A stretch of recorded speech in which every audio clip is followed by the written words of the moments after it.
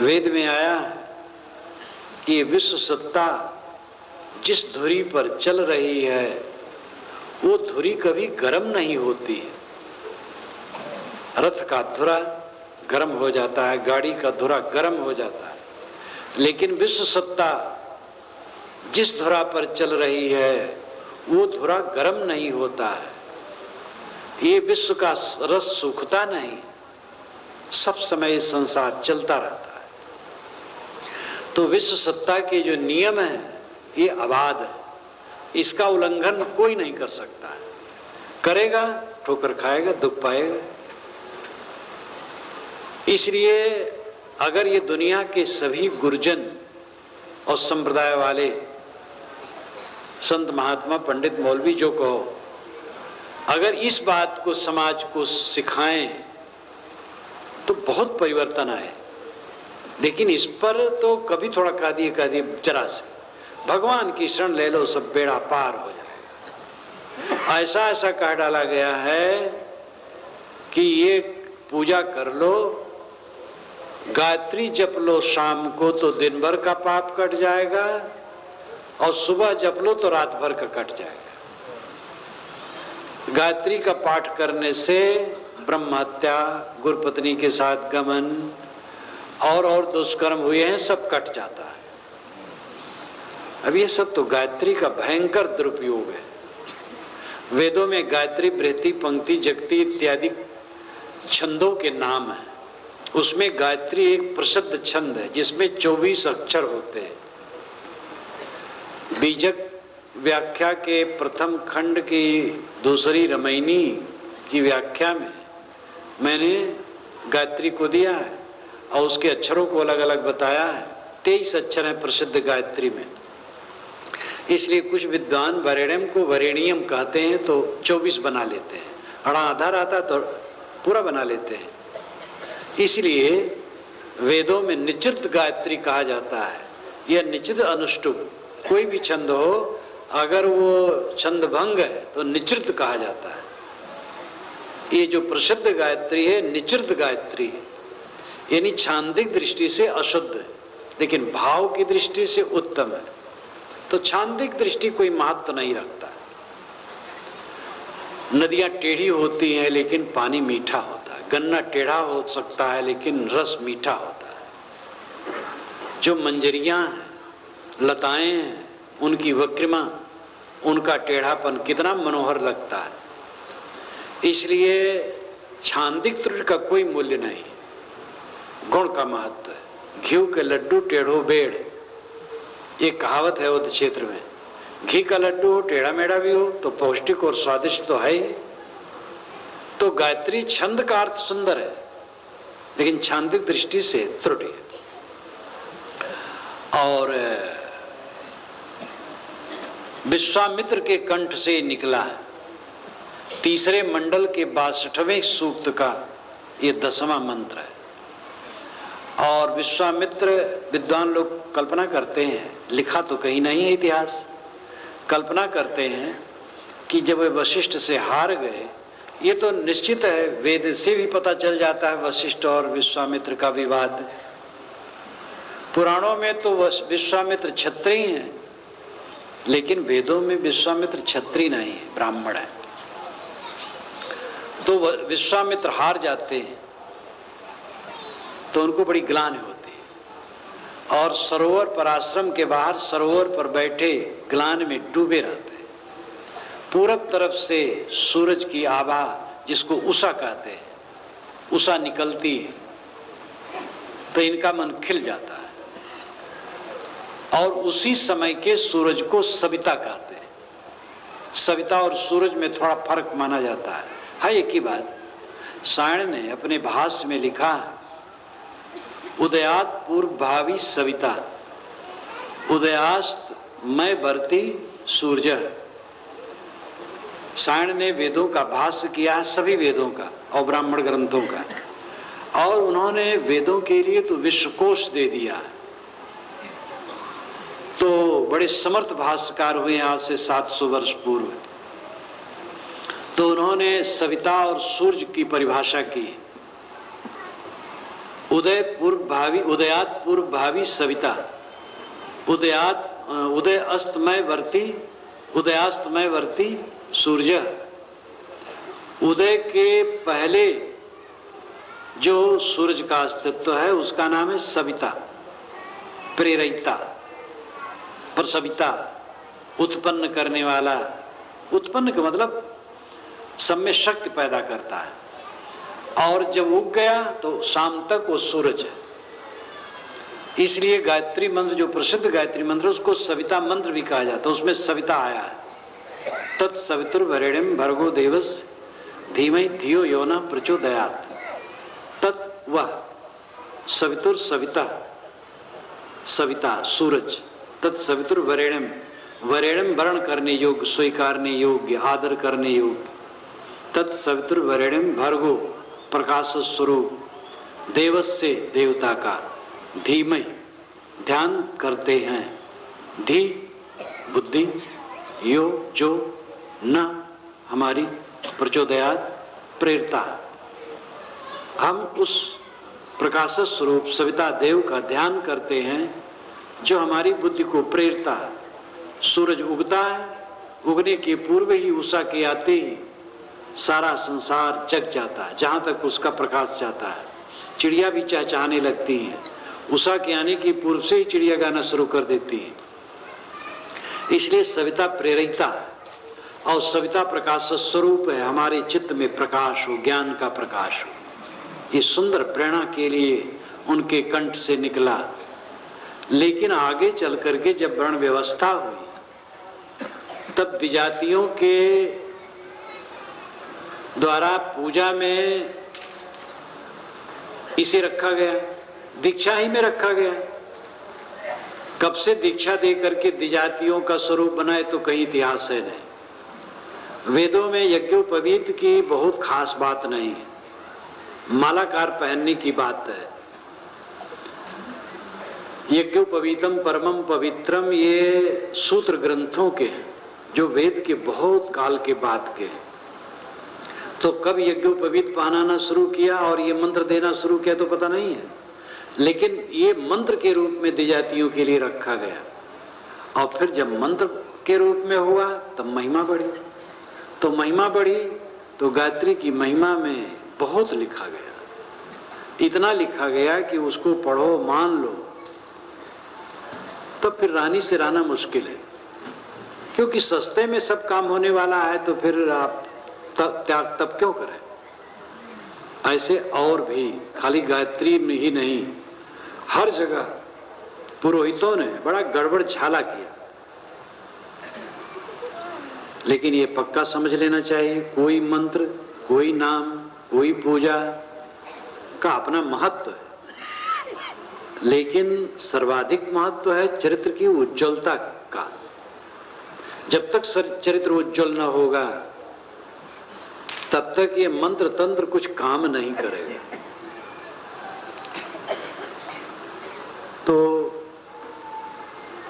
इस चीज को हमें समझना चाहिए कि विश्व सत्ता के नियम के तहत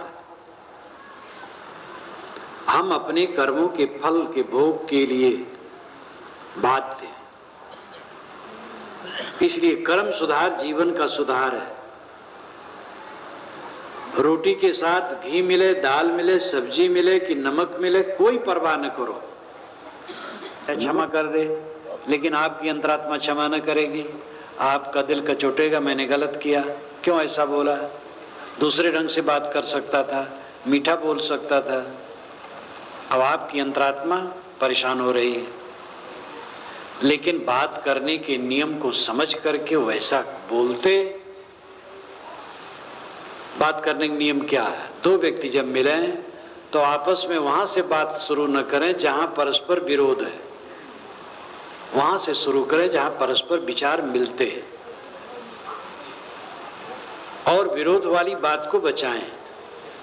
विरोध वाली बात जब कभी कही जाए तो बड़ी सावधानी से, बहुत समझ करके, उलझा न जाए। ये पक्का समझ लो कि आप सबको सुधार नहीं सकते, कोई नहीं सुधार सका है। हजारों खिज्र पैदा कर चुकी है नस्ल आदम ने, ये सब तस्लीम, लेकिन आदमी अब तक भटकता है। फिराक गोरखपुरी, रघुपत साहब फिराक गोरखपुरी, गोरखपुर के रघुपत साहब फिराक बहुत बड़े विद्वान थे। प्रयाग विश्वविद्यालय में उन्होंने जीवन बिताया। सन 69 में हमारी उनकी मुलाकात गोरखपुर में ही हुई थी। ये उनकी पंक्तियां,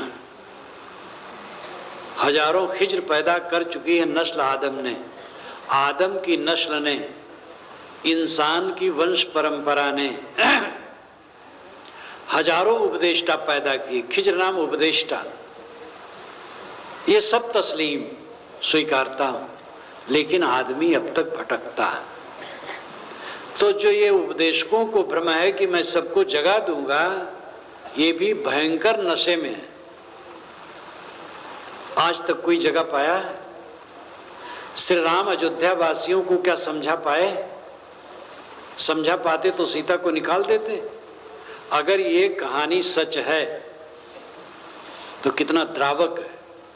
श्री राम जहां बैठे, अयोध्या वासी श्री राम से उदास है, उनकी आलोचना करते हैं। धोबी ने ताना मारा, राम ने सीता को निकाल दिया। वाल्मीकि रामायण में धोबी की कोई चर्चा नहीं। ये किसी ग्रंथ में है, धोबी की बात है, वो बहुत साधारण ग्रंथ में है। वाल्मीकि रामायण जो सबसे प्रथम है, उसमें है शाम के टाइम श्री राम बैठे, तो उनके कई ऐसे पेशे नौकरी शुदा मित्र थे, यानी उनको तनख्वाह दी जाती थी, नौकर थे, लेकिन दर्जा उनका मित्रता का था, मित्र की तरह वो रहते थे। और भोजन करके जब श्री राम बैठे तो वे लोग बैठे उनका दिल खुश करने के लिए कुछ बात करें, क्योंकि राजकाज से दिल उलझा रहता है दिन भर। तो शाम को ऐसे लोग उनका दिल खुश करने के लिए अच्छी अच्छी बातें करते थे। उन लोगों से श्री राम ने पूछा, मेरे लिए, मेरी पत्नी के लिए, मेरी माताओं के लिए और मेरे राज्य शासन के लिए अयोध्या में, अयोध्या के नगर में, चौराहों पर, मुनियों के आश्रमों में, और जैसे आजकल होटल कहते हैं उस जमाने का, ऐसी जगहों में, बैठकों में क्या चर्चा? लोगों ने कहा आपकी सब चर्चा अच्छी है, शासन बढ़िया है, लंका पर विजय की इसमें सब खुश हैं, और सारी चर्चाएं अच्छी, एक चर्चा खराब है। वो कौन? आपने जो सीता को फिर रख लिया। लोग कहते हैं रावण के घर में सीता इतने दिन रही और फिर राम ने उनको पत्नी बना लिया, तो मेरी क्या दशा होगी? मेरी पत्नियां भी कहीं भी जा रहा है और हमें तो फिर पत्नी के रूप में स्वीकारना पड़ेगा। राम उदास हो गए कि अच्छा सब जाओ, सबको विदा कर दिया। लक्ष्मण को बुलाए, लक्ष्मण मैं बहुत पीड़ित हूं, और निश्चित है अगर ये सच घटना है तो उसी दिन की बात नहीं है, वे बराबर सुनते हैं, इसीलिए उनसे पूछते भी, और जब बिल्कुल आजिज आ गए हैं तो वे घटना घटी होगी। लक्ष्मण, भरत, शत्रुघ्न तीनों को बुलाते हैं, कहते देखो मैं जो कहने जा रहा हूं तुम लोग उजर नहीं कर सकते हो। लक्ष्मण सुबह सुमंत को ले रथ पर बैठाएं, सीता को ले जाकर के गंगा पार, वहां वाल्मीकि आश्रम के जो वन है वहां छोड़ा है, और बता देंगे ये अपवाद के डर से तुम्हें उन्होंने जीवन भर के लिए निकाल दिया है। वाल्मीकि रामायण में कोई चर्चा नहीं आती कोई कुछ कहा हो, चुप। फिर सुबह यही हुआ। अब वो कहानी कहाँ तक कहूँ, बहुत द्रावक है, मैंने रामायण रास में सब लिखा है, कोई पढ़ना चाहे तो रामायण रास पढ़ें। उसमें राम कथा की जितनी किताबें हैं सबका उदाहरण है। यूरोप में जो बनी है रामायणें, पूरी एशिया में जो बनी है, भारत के विभिन्न क्षेत्रों में बनी है, सबका लेखा जोखा है। और वाल्मीकि अध्यात्म और मानस, इन तीनों का तुलनात्मक अध्ययन और समीक्षा है। तो अगर ये कहानी सच है तो राम आज ही जा गए, तब उन्होंने निकाला है। निकालना गलत है कि सही है, ये बात अलग है, लेकिन अयोध्या वासियों को श्री राम समझाने में समर्थ नहीं हुए, तब ऐसा काम किए। श्री कृष्ण के विषय में ऑब्जेक्शन लगा था कि उन्होंने मणि की चोरी की, तो वे तो दूसरी प्रकृति के थे, वे पीछे पड़ गए फिर, और खोज करके उसको निकलवाए जहां से रहा, तो कहने वाले लज्जित हुए। उसकी भी कहानी कहने की यहां फुर्सत नहीं है। गोस्वामी जी ने कहा, अबजस जोग की जानकी, मणि चोरी का कान, तुलसी लोक रिझाई वो, करस कातबो नान। क्या सीता जी अबजस के जोग थी? क्या श्री कृष्ण ने मणि की चोरी की थी? सच है, दुनिया को खुश करना वैसे है जैसे कोई सूत झटके में काटे और महीन काटना चाहे तो असंभव है। झटके में काटोगे और महीन नहीं रहेगा। करस कातबो नान, करस झटके में, नान महीन। दुनिया को खुश करना असंभव है। श्री राम अयोध्या वासियों को न समझा सके, और कितना द्रावक है ये घटना, कितना दुखद है। तो इस संसार में हम सबको जगा सकते हैं, अपने पुत्र को लोग नहीं जगा पाते, अपने शिष्य को नहीं जगा पाते, अपना स्वयं पूरा जगना चाहिए। अगर हम जग गए तो मानो दुनिया जग गई, क्योंकि दुनिया को हम जगाना चाहते हैं और दुनिया के हम एक अंश हैं और अपना जग ही नहीं रहे हैं। लेक्चर दे करके खाली जगाना चाहते हैं। लेक्चर ठीक है, लेकिन लेक्चर के पहले स्वयं जग जाना चाहिए। अगर हम जग गए तो इस दुनिया का एक अंश जग गया, और हमें देख करके जिनको जगना होगा जगेंगे, जो बन सके कह भी दे। इसलिए अपने को जगाने की जरूरत है। अगर हमारा जीवन निर्मल है तो हमारे लिए चारों तरफ मधु है, अमृत है। अब जहां तक परिवर्तनशीलता, इसको कौन रोक पाएगा? आदमी पीड़ित क्यों है, भयभीत क्यों है?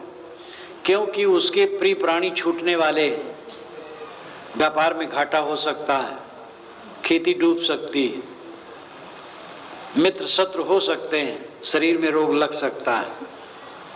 ये सब सोच सोच करके सब भयभीत है बिला वजह। हृदय का अज्ञान जब तक दूर नहीं होता है, मन की ये प्रक्रिया कभी दूर नहीं होती है। आप बचपन से सोचते आए हैं ये न हो जाए, वो न हो जाए, वो न हो जाए, और जो होना हुआ वो होता रहा है। मरना हुआ वो मरे, शरीर में परिवर्तन हो ही रहा है। ना आपके चाहते बाल पक रहे हैं, दांत उखड़ रहे हैं, चाम में सिकन आ रही है, घाटा मुनाफा भी सब चल रहे हैं। लेकिन नमक रोटी की कमी न होगी, मेहनत करते रहो। मूल आवश्यकताओं में कोई फर्क पड़ने वाला नहीं है। आपके साथ 100 हो तब, 50 हो तब, 10 हो तब, 2 हो तब, 1 हो तब, कोई ना हो तब, मूल बात में कभी फर्क नहीं पड़ेगा। जीवन गुजर होगा। कल्याण का काम आपको करना है। कल्याण है मन वाणी कर्मों की निर्मलता। प्रेम पाठ का चोलना पहिर कबीरू नाच, पानी दीनो तास को जो तन मन बोले सांच। जो तन मन और वाणी से सच्चा है उसको विश्व सत्ता चमक देती है। चमक लाना नहीं पड़ता है। तेल पानी चुपड़ करके जो चाम पर चमक लाने की चेष्टा की जाती है वो भोलापन है। अंदर की ज्योत चमकनी चाहिए। ज्योतित जीवन हमारा होना चाहिए। ज्योतित जीवन का अर्थ है निर्मल जीवन। जीवन की सार्थकता निर्मलता में है। निर्मलता में प्रसन्नता है, प्रसन्नता में निर्भयता है। एक प्रसन्नता होती, टीवी देखे थोड़ा प्रसन्न हो गए, अखबार में कुछ चटपटेदार बातें आप पढ़ ली प्रसन्न हो गए, रुपया पैसा मिला प्रसन्न हो गए, और भी ऐसे कुछ प्रसन्न होने के तमाम मुद्दे होते हैं, लेकिन उसके पश्चात तकलीफ बनी रहती है। चित्त की निर्मलता से जो प्रसन्नता होती है वो स्थिर होती है। जीवन में सबसे बड़ी उपलब्धि है मन वाणी कर्मों की निर्मलता, और इसी का फल है प्रसन्नता, और इसी का फल है निर्भयता, और निर्भयता ही अमरता। मरने जीने की बिल्कुल चिंता नहीं। सद्गुरु कहते हैं जय मरने से जग डरे मेरे मन आनंद, कब मरी हो कब पाई हो पूरन परमानंद। जिस मरने से जगत के लोग डरते हैं, मेरे मन में आनंद है। कब मरूंगा, कब पूर्ण परमानंद पाऊंगा। ज्ञानी जीवन मुक्त पुरुष को भी जब तक शरीर है तब तक शरीर जनित उपद्रव को तो भोगना ही पड़ता है। तो जीवन मुक्ति में भय तो नहीं है, चिंता तो नहीं है, दुख तो नहीं है, लेकिन शरीर प्रारब्ध का तो भोग करना पड़ेगा। ठंडी गर्मी तमाम प्रपंच है, और शरीर भी नहीं रहा, सब दुख खत्म हो गए। मान लो ये जीवन मुक्ति की बात, ज्ञान की बात समझ में न आए तो आप ये सोचिए कि हम मर जाएंगे तो क्या नुकसान होगा। हमारे कुछ स्वजन रोएंगे, लेकिन कुछ लोगों को खुशी होगी। हमारे मरने पर निश्चित है कुछ लोग खुश होंगे, कुछ लोग रोएंगे, कुछ लोग खुश होंगे। और मर जाना क्या है? अगर आत्मा अमर है, आप मानते हैं, तो शरीर से वियोग मात्र हो गया, मरा तो नहीं। अगर आप मानते हैं आत्मा नाम की कोई चीज नहीं है, तब फिर क्या पाए? शरीर छूट जाएगा, सब खत्म, मर जाएंगे, सब खत्म। जब सब खत्म हो जाएगा तो दुख कहां रहेगा? तो भय क्यों? और अगर आत्मा अमर है तो भय क्यों? तो जो मानते आत्मा अमर है उनको भय करने की जरूरत नहीं, और जो मानते आत्मा नाम की कोई चीज नहीं उनको भी भय करने की कोई जरूरत नहीं। तो भय तो निरर्थक ही है। मैं तो मानता हूं आत्मा अमर है, और मैं समझता हूं इसमें बैठे लोग, अधिकतम लोग ऐसा मानते होंगे आत्मा अमर है। लेकिन जो धारणा हो तो उसमें भय करने की आवश्यकता क्या है? और भय करने से क्या मौत रुक जाएगी? और मौत आने से क्या फर्क पड़ेगा? भय बेकार में होता है। एक छोटा सा ऑपरेशन होता है, आदमी कांपने लगता है, और जब ऑपरेशन होता कोई खास बात नहीं, हो जाता है, सांस आती है जाती है, रुक गई, बस खत्म। उसमें होगा क्या फर्क? इसलिए भय, जो मृत्यु का भय है, ये मोह के कारण है। ज्यादातर तो यह है कि जो फैला है हमारा छूट जाएगा। ये घर द्वार, लड़के बच्चे पत्नी और बाबा लोगों का मठ मंदिर, चेलाही चेले, पूज्यता प्रतिष्ठा, लेकिन ये बाबा और बाबू का कुछ रहने वाला नहीं। बाबू को भी छोड़ करके जाना है, बाबा को भी। इसलिए बाबू बाबा दोनों कमर कसें, करो रे मनवा दिन की तदवीर, जब जमराजा आने पड़ेंगे नेक दरत नहीं तीर। उस दिन के लिए कितने लोग सावधान हैं। मृत्यु सबसे बड़ी समस्या का समाधान है। अगर आदमी मृत्यु का ख्याल रखे तो कौन सी समस्या आपके सामने है? अगर कोई आपका स्वजन मर गया है, अगर अपनी ही मृत्यु की याद करते हैं तो स्वजन मरने क्या डर फिर रह गया, भय क्या रह गया, दुख क्या रह गया? जब अपने मर जाना है तो दूसरे के लिए क्या रोए? राग द्वेष किसी का है, राग द्वेष करने वाला करे, हम नहीं राग द्वेष करते हैं। ये समझ लें कि हम साथियों को ठीक करके ठीक नहीं हो सकते हैं। साथियों के लिए हित चिंतन करें और अपने को पूरा ठीक करें।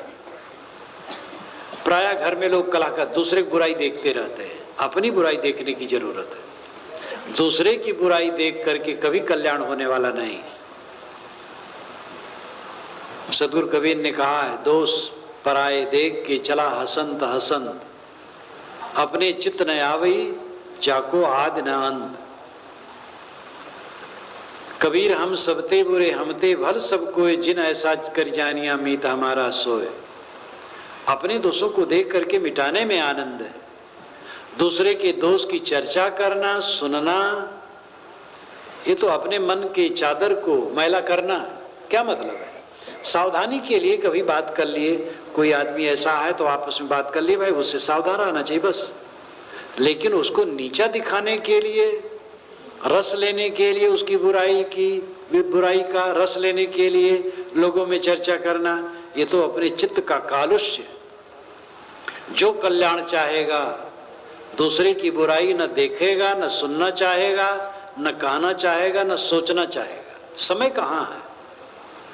एक सफेद चादर हमने बिछा रखी है और एक किनारे गोबर रख दे तो हमारी कोई बुद्धिमानी है? हम साधना से चलते हैं और बीच में हम दूसरे की बुराई में लग गए, उसकी चर्चा करने लगे, कितना बड़ा अपराध है। इसलिए अपने मन की चादर को धोए। दिन निरंतर बीतते हैं सबके, जवान बूढ़े सब मृत्यु की तरफ खिसकते हैं, और ये अकाट्य है, हर देहधारी का अंत आता है। अंत आने के पहले अपनी बुराइयों का अंत करना चाहिए, अपने चित्त के मलों का अंत करना चाहिए। जिसका मन निर्मल होगा उसकी वाणी निर्मल होगी, मन वाणी जिसके निर्मल होंगे उसके कर्म निर्मल होंगे, और मन वाणी कर्म तीनों जिनके निर्मल हैं फिर क्या पूछना है। यही तो स्वर्ग है। होए बहिष्ठ जो चित न डोलावे, सदगुरु कबीर ने कहा है बीजक में, होए बहिष्ठ जो चित न डोलावे। बहिष्ठ स्वर्ग, अरबी भाषा में बहिष्ठ स्वर्ग। साहब कहते बहिष्ठ उसका है जो चित न डोलावे, चित्त को चंचल न करे, चित्त की स्थिरता, चित्त की शांति स्वर्ग है, यही मोक्ष है। तो प्रेम पाठ का चोलना पहिर कबीरू नाच, पानिप दीनो तास को जो तनमन बोले सांच। साहब कहते हैं, लोगों अपने जीवन का सारा व्यवहार प्रेम पूर्वक करो। कितने लोग तो सुबह से उठ करके गरमाए रहते हैं, पत्नी को कटो, बच्चे को कटो, पति को भी कटो, पिता को भी कटो, गरमाए गरमाए। एक सज्जन तो कहते थे, महाराज मैं सुबह उठता हूं तो पड़ोसी को देखता हूं, पसर भर खून घट जाता है। मैंने कहा थोड़े दिन में आपका सब खून सूख जाएगा। पड़ोसी में आप भगवान नहीं देखते हैं, कहां भगवान मिलेंगे।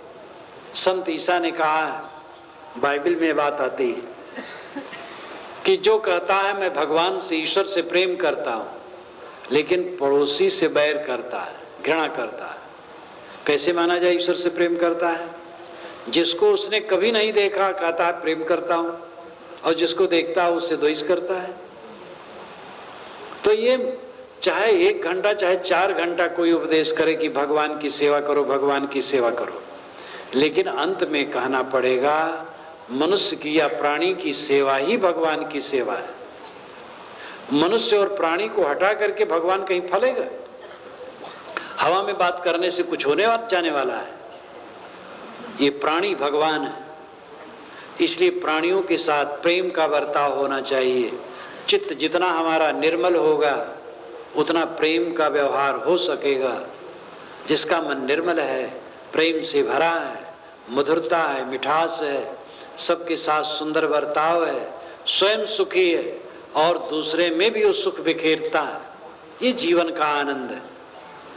तो प्रेम पाठ का चोलना पहिर कबीरू नाच, प्रेम रूपी वस्त्र का चोलना पहन करके नाचो। यानी जीवन के सारे कर्तव्य प्रेम पूर्वक करो। और पानिप दीनो तास को जो तन मन बोले सांच। तन से, मन से और वाणी से अगर आप सच्चे हैं तो निश्चित है विश्व सत्ता आपको चमक देगी, अपने आप में आप ज्योतित होंगे, जीवन कृतार्थ होगा। इसी के साथ मैं अपनी वाणी को विराम देता हूं और धन्यवाद देता हूं यहाँ के नगर वाले, कॉलोनी वाले, इनको धन्यवाद देता हूं। इन सब का इतना प्रेम रहता है, इतना सद्व्यवहार रहता है कि हमारे आगंतुक आते हैं और जगह जगह टिकाते हैं। और आते हैं तो उसमें सब प्रकार के होते हैं, वहाँ गंदगी भी होती है, असुविधाएं भी होती हैं, लेकिन वो सब प्रेम से सहते हैं, इसलिए वे धन्यवाद के पात्र हैं। और जो इतनी दूर दूर से लोग आए तो बहुत लोग चले गए, और जो हैं पता नहीं कहाँ होते ही हैं, लेकिन आप लोगों की जो ललक है ये महत्वपूर्ण है। खाली शरीर को सुविधा में डाल करके क्या होगा? कठिनाई के बिना कहीं कुछ होता है? तो कठिनाई उठा करके जो आप आते हैं सत्संग के लाभ के लिए, ये भावना बनी रहे, और यही संबल है, और कहीं संबल मिलने वाला नहीं है।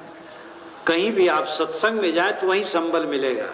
संत सज्जन, इन्हीं से प्रेरणा मिलेगी। आप लोगों को धन्यवाद है। और इस ढंग से आप दूर दूर से आ करके कार्यक्रम संपन्न करते हैं। सत्संग का लाभ लेते हैं। यही भावना जीवन भर बनी रहे और अपने कल्याण पथ में चलते रहें।